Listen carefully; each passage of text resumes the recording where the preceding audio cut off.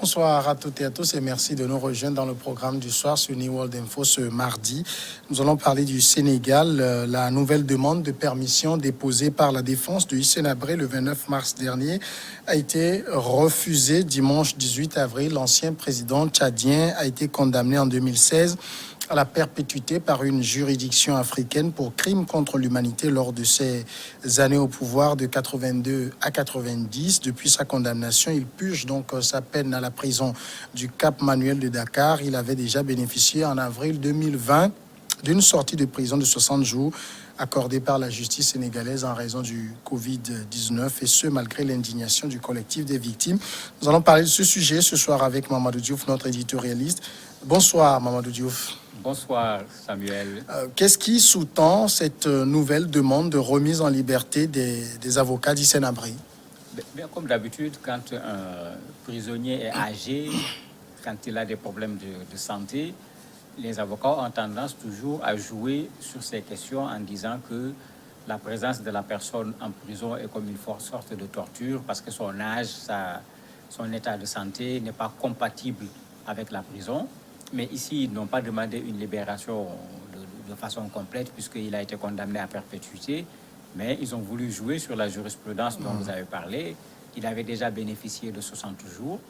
On a essayé de refaire la même chose pour qu'il puisse, pendant un temps, être chez lui, surveillé, au lieu d'être au niveau de la prison. Mais ils ont saisi le même juge, puisque c'est le même qui est là, le juge d'application des peines. C'est le même juge qui avait accordé les 60 jours, qui a refusé cette fois cette demande de permission. Justement, ce même juge l'avait accordé cette demande de mise en liberté en avril 2020. Pourquoi l'a refusé cette fois-ci? C'est qu'en avril 2020, on était là en face du Covid qui créait des problèmes dans beaucoup de prisons à travers le monde. Le Sénégal était inquiet parce que le président Habré n'est pas un Sénégalais, c'est un Tchadien, donc c'est une patate chaude. S'il fallait qu'il puisse avoir le Covid en prison, que ça se traduise malheureusement par un décès, vous imaginez toute la responsabilité de l'État du Sénégal. Et très certainement, c'était à cause de cela, entre autres, que l'État sénégalais avait accepté, puisqu'il y avait des restrictions très fortes au niveau des prisons, il n'y avait plus de visites, etc., qu'il soit chez lui surveillé pendant 2 mois. Après, quand les gens ont commencé à mieux comprendre la maladie, à mieux organiser les prisons sénégalaises, il est retourné au niveau de la prison. Mais il faut rappeler qu'à l'époque, il y a eu un débat très chaud sur cette question. Certains juristes avaient dit que le Sénégal n'avait pas le droit d'accorder ces 60 jours au président Habré. Parce que même s'il a été jugé au Sénégal, même s'il est emprisonné au Sénégal, c'est une cour africaine qui l'avait jugé. Ce n'est pas au Sénégal de lui accorder une liberté, une remise de peine ou quoi que ce soit. D'autres craignaient que c'est peut-être l'occasion que ces 60 jours, finalement, deviennent l'éternité, qu'il reste dans sa maison surveillée sans pour autant revenir en prison. Je me dis que le juge a certainement tenu compte de toutes ces critiques, sans compter bien sûr l'engagement du collectif des victimes qui avaient même marché, qui ont manifesté à Dakar, qui ont fait des conférences de presse pour refuser cela, d'autant plus qu'ils n'avaient pas encore reçu leurs indemnités. Je crois que le juge a tenu compte de tous ces éléments et cette fois-ci, il a préféré tout simplement le garder en prison. Et la défense d'Hissène Habré parle d'une justice à géométrie variable. Oui, la défense d'Hissène Habré se plaint en disant que bon, on l'a fait parce que c'est vrai qu'on l'a fait pour d'autres. Bougazelli a été, j'allais dire, mis un peu en liberté provisoire parce qu'il a des problèmes de santé. Donc, mais comme j'ai dit, on ne peut pas mettre le président Habré sur le même pied d'égalité que d'autres Sénégalais. Puisque ces Sénégalais ont été jugés par la justice sénégalaise, la justice sénégalaise peut prendre un certain nombre de décisions les concernant. Habré a certes été jugé au Sénégal, mais pas par la justice sénégalaise. On avait fait venir des gens de plusieurs pays pour constituer cette cour africaine qui a jugé le président Habré. Donc s'il fallait aujourd'hui prendre une décision importante en ce qui concerne sa liberté, très certainement, le Sénégal sera obligé de prendre contact avec cette cour africaine pour avoir un avis avant de pouvoir le faire. Je me rappelle même à l'époque, quand on lui a donné les 60 jours, un pays comme la Belgique qui avait toujours demandé à juger Habré si le Sénégal ne le fait pas à l'époque du président Wade, avait dit que mais si le prisonnier risque de gêner, eux, ils sont prêts à le prendre pour le garder en prison. Donc, ça veut dire que ce n'est pas une affaire du Sénégal, quand le Sénégal veut agir sur la question de Hissène Habré, on agit sur une question qui concerne beaucoup plus le Tchad en tant que pays, parce que c'est là-bas où se trouve la majeure partie des victimes, mais la justice internationale également, pas seulement la justice sénégalaise. Mais il se trouve aujourd'hui quand même qu'Hissène Habré a 79 ans, et à 79 ans, on a des problèmes de santé. Tout à fait. Dans plusieurs pays, quand on donne les grâces, quand on choisit de libérer les prisonniers, deux critères qu'on utilise le plus souvent, c'est l'âge, la santé. Bon, le troisième critère, lui, il ne l'a pas parce qu'il est condamné à perpétuité. Le troisième critère, c'est quelqu'un dont la peine est proche. Il lui reste 4 mois, 9 mois, 1 an. On considère qu'on peut lui donner la chance pour qu'il aille comprendre pourquoi il était déjà venu au niveau de la prison. Il n'a pas cette troisième chance. Il a ces deux atouts, l'âge et la maladie. Mais il ne faut pas qu'on oublie qu'il a été condamné en 2016. Quand on compte entre 2016 et... En fait, le jugement a eu lieu en 2016. Quand on compte entre 2016 et aujourd'hui, beaucoup de gens considèrent que pour une condamnation à perpétuité, il n'a pas encore fait une peine importante pour bénéficier d'une remise de peine. D'autant plus que quand on revient sur les faits, on ne lui reproche pas d'avoir tué une personne. On lui reproche d'avoir tué un très grand nombre de personnes et dans des conditions qui avaient été décrites lors de ce jugement qui faisait que même pendant le jugement, les avocats avaient posé ce problème déjà. Qu'on ne pose pas le problème de son âge, qu'on ne pose pas le problème de son état de santé, mais qu'on regarde plutôt la gravité des faits, comme s'ils savaient qu'un jour, ce problème allait se poser.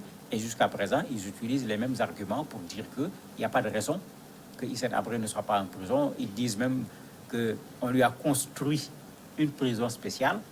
Donc pour un prisonnier, il est plutôt un prisonnier en or par rapport aux autres prisonniers. Est-ce qu'il faut considérer que ce refus opposé par le juge aux avocats d'Hissène Habré va être la dernière tentative des avocats ou bien ils vont revenir à la charge d'une autre manière? Certainement, ils vont revenir à la charge. Généralement, ils attendent souvent une situation de difficulté en matière de santé pour demander soit qu'on l'amène à l'hôpital pour qu'il soit soigné, éventuellement même une évacuation si le Sénégal n'est pas en mesure de lui donner les soins qu'il faut. Bon, et après, souvent, on en profite également pour dire, voilà, son état de santé, ce n'est pas compatible avec la prison. Souvent, c'est des occasions comme celle-là que les avocats utilisent pour venir déposer à nouveau une demande de liberté, ne serait-ce que provisoire, sous surveillance, pour permettre à la personne de continuer sa peine dans son domicile, puisque Habré a un domicile au niveau du Sénégal. Alors, le jugement d'Hissène Habré, il a été condamné à la prison à perpétuité, mais il y a également un autre pan de ce jugement qui concerne l'indemnisation des victimes. Ça tarde à être mis en œuvre. Oui, ça tarde puisqu'il y a eu un problème. Il fallait saisir les biens de Habré, saisir les comptes, parce que généralement, c'est ce qu'on fait. Mais Habré a quitté la présidence au Tchad depuis 1990. Il a été jugé en 2016.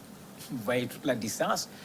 Ils n'ont pas pu avoir des biens à partir desquels on peut indemniser. Le Tchad, quand même, s'était engagé à participer pour la tenue du procès, à participer également pour l'indemnisation. La justice internationale avait dit également la même chose. Mais les victimes se plaignent parce que jusqu'à présent, aucune victime n'a pratiquement été indemnisée, puisque la façon la plus simple d'indemniser, c'était de pouvoir prendre des biens, des comptes appartenant au président Habré, et de pouvoir l'utiliser pour faire les indemnisations. Et les gens n'ont absolument rien sous la main sur ce plan-là pour pouvoir le faire. Bien qu'on se rappelle encore, on disait qu'il était arrivé au Sénégal avec 8 milliards de francs. Mais à l'époque, 8 milliards en 90, vous imaginez ce que ça représente. Mais on n'a jamais su où cet argent-là est passé. Il y a même un ancien ministre, Abdoul Mbaye, premier ministre du reste, qu'on a accusé d'avoir aidé à planquer l'argent, etc. Mais on n'a pas sous la main de quoi indemniser les victimes, ce qui fait que les victimes se plaignent parce qu'elles sont vraiment laissées en rade pour ce qui est de cette indemnisation. Est-ce que ça ne donne pas le sentiment d'un procès partiellement achevé? Mais c'est clair que le procès est partiellement achevé, puisque les défunts, on ne peut pas en parler, c'est leurs proches qui parlent. Mais il y a des victimes qui ne sont pas décédées, qui sont amputées, qui ont été emprisonnées de façon illégale, qui ont été torturées, etc., qui sont venus témoigner au moment du procès. Ceux-là le vivent encore plus difficilement. Puisque généralement, dans ce genre de situation, on cherche deux choses. C'est qu'on dise la vérité, qu'on condamne la personne, qu'on indemnise les victimes. Et quand on le fait, on considère que même si on n'a pas résolu le problème en tant que tel, ce qui est bien sûr impossible, mais ce qui était humainement possible a été fait. Ici, effectivement, c'est la moitié qui a été faite. Il a été condamné, mais des gens sont là vivant avec des handicaps, des gens sont là avec leur commerce, leurs biens qui ont été pillés ou bien qui ont été confisqués, une situation économique qui a complètement changé au niveau de leur famille, et ils continuent à vivre dans la difficulté parce que l'indemnisation n'est toujours pas au rendez-vous. Mamadou Diouf, merci d'avoir répondu à nos questions. C'est moi qui vous remercie. Tout de suite la pause et après l'invité.